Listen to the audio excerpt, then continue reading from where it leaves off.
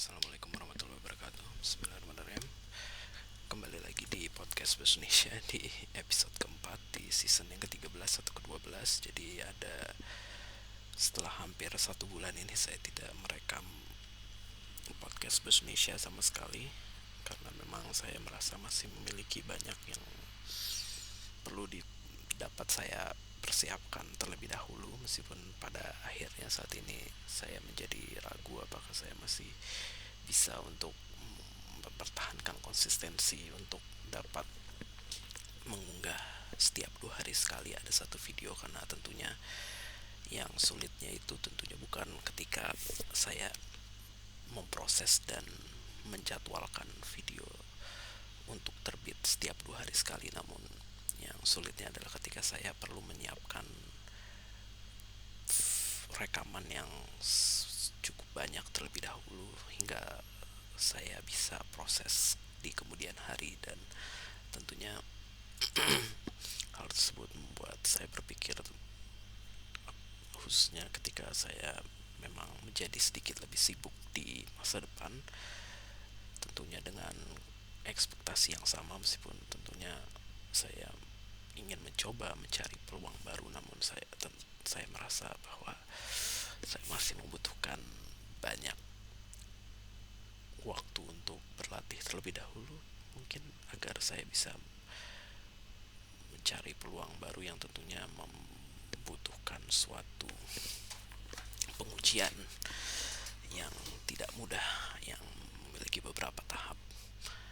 Dan ya, sembari menunggu hal tersebut, tentunya saya tetap harus menjalankan apa yang saya lakukan selama lebih dari 2 tahun ini. Dan ya, meskipun menjadi lebih sibuk dengan suatu ekspektasi yang sama, saya berusaha untuk bertahan dan bersabar dan bersyukur tentunya.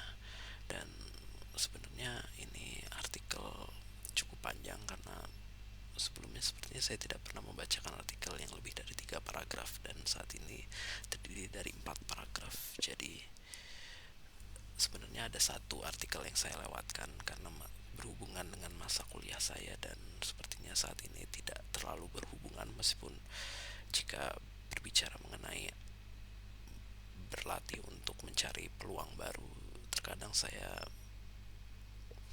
menjadi teringat bahwa terkadang yang didapatkan ketika masa kuliah atau masa sekolah dahulu tentunya sangat berbeda. Karena jika berhubungan dengan dunia pekerjaan atau bagaimana kita mencari suatu penghasilan atau suatu pendapatan yang sesuai dengan ekspektasi kita, tentunya hal tersebut benar-benar tidak berpengaruh mengenai apa yang bisa kita peroleh melalui suatu pembelajaran atau ilmu, atau karena terkadang hal tersebut menjadi sangat relatif dan mungkin bisa dibilang hanya bergantung kepada keberuntungan.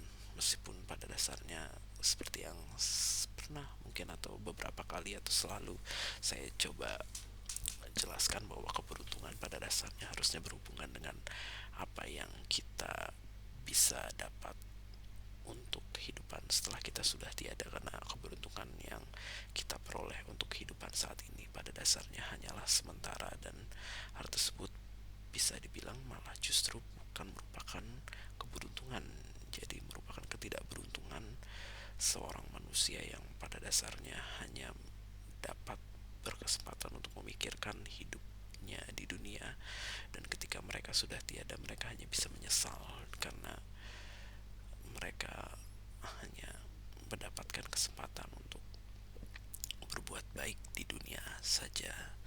Dan mungkin bisa jadi malah justru keberuntungan yang mereka dapatkan di dunia ini malah justru membuat mereka menjadi berbuat sesuatu yang tidak baik lebih banyak lagi dari ketika mereka tidak memperoleh keberuntungan tersebut sebelumnya. Jadi seperti itulah. Jadi karena artikel ini cukup panjang, jadi saya coba bacakan saja. Jadi judulnya adalah suatu ide aplikasi. Seperti yang kita mungkin telah rasakan selama ini, terdapat banyak aplikasi yang membantu kita dalam melakukan berbagai aktivitas di kehidupan sehari-hari. Tentu beberapa dari aplikasi tersebut ada yang cukup terkenal sehingga orang yang saat itu pertama kali membuatnya mungkin sudah sangat sukses saat ini. Hal tersebut kemudian membuat banyak orang terinspirasi aplikasi sehingga mencoba membuat suatu aplikasi yang mungkin suatu saat nanti dapat menjadi salah satu aplikasi yang beruntung sehingga dapat terkenal. Setelah mereka berhasil membuat suatu aplikasi, beberapa dari mereka ada yang pada akhirnya menyerah akibat melihat prospek yang menurut mereka tidak meyakinkan untuk dapat dilanjutkan secara terus-menerus. Mungkin memang aplikasi yang mereka buat, jika ditelaah secara lebih jauh, bukan merupakan suatu terobosan aplikasi, akan tetapi suatu ide yang sederhana meskipun memiliki cakupan yang kecil. Asalkan aplikasi tersebut sudah dapat berjalan, yang harus mereka lakukan hanyalah membuat suatu inovasi. Membuat suatu inovasi terkadang seperti membuat ide aplikasi dari awal lagi, namun sebenarnya tidak sepenuhnya kita perlu lakukan dari awal perihal adanya pengguna yang sudah kita kumpulkan sebelumnya. Pengguna ini nantinya dapat kita pertahankan sehingga pertumbuhan dari aplikasi tidak akan mengalami defisit dalam suatu titik. Jika kita berbicara tentang bagaimana inovasi yang perlu kita buat, maka pada dasarnya sama seperti mudahnya membuat suatu aplikasi di awal, yaitu melalui permasalahan yang kita rasakan atau hal yang selalu kita lakukan sehari-hari. Seperti yang sering dikatakan oleh banyak orang, tidak ada manusia yang dapat melakukan hal yang sama sekalipun ia kembar. Karena hal inilah kemudian kita akan selalu dapat membuat hal yang unik untuk dapat dijadikan ke dalam suatu aplikasi yang mungkin dapat juga disukai oleh orang banyak. Karena keunikannya, hal yang dapat kita canangkan tidak harus langsung menjadi suatu yang besar perihal kompetitor yang sudah lama membuat hal yang serupa sebelumnya. Oleh karena itu, persaingan kompetisi saat ini bukanlah selalu mencari yang terbaik, tetapi bagaimana kita dapat menyajikan hal yang setimpal dengan faktor dari pengguna. Jadi mungkin artikel ini ditulis kurang lebih hampir 4 tahun yang lalu, tapi masih dalam cakupan lebih dari 3 tahun yang lalu. Jadi sebelum pandemi sepertinya. Dan saat itu saya juga masih mengenyam pendidikan di kuliah di jenjang selanjutnya, dan saya belum mengikuti hal yang ingin saya ikuti dan berhubungan dengan membuat suatu aplikasi. Dan pada saat itu tentunya mungkin saya benar-benar mencoba menceritakan mengenai apa yang saya rasakan pada saat itu, bahwa aplikasi sedang dalam masa hebat-hebatnya. Meskipun ketika pandemi itu datang, tentu ada beberapa aplikasi yang menjadi tidak berguna, namun ada pula aplikasi yang menjadi semakin berkembang dengan adanya pandemi tersebut. Dan saat ini tentunya semua aplikasi setelah pandemi sudah sebagian orang anggap usai,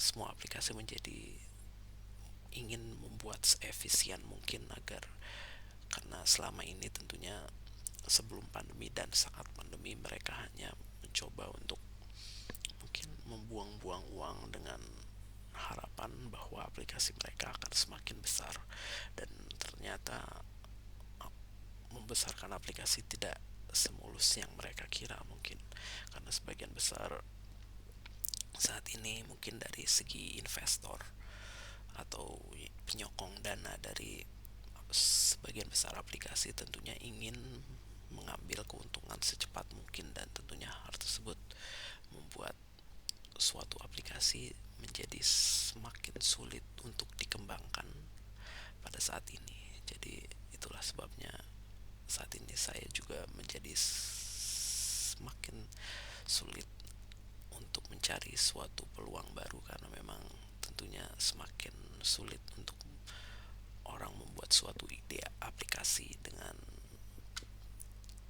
mudah mendapatkan suatu dana dari investor, karena saat ini ya investor tentunya jauh lebih berhati-hati di masa kini. Jadi mereka hanya mencoba untuk membuang-buang dana kepada sesuatu yang sudah pasti atau sudah cukup besar, meskipun pada dasarnya mereka juga tetap berhati-hati di sana dan mencoba membuat sesuatu yang besar tersebut yang sudah mereka mungkin investasikan selama beberapa tahun ini menjadi lebih seefisien mungkin. Jadi ya sekian yang dapat saya sampaikan, kurang lebihnya mohon maaf. Wassalamualaikum warahmatullahi wabarakatuh.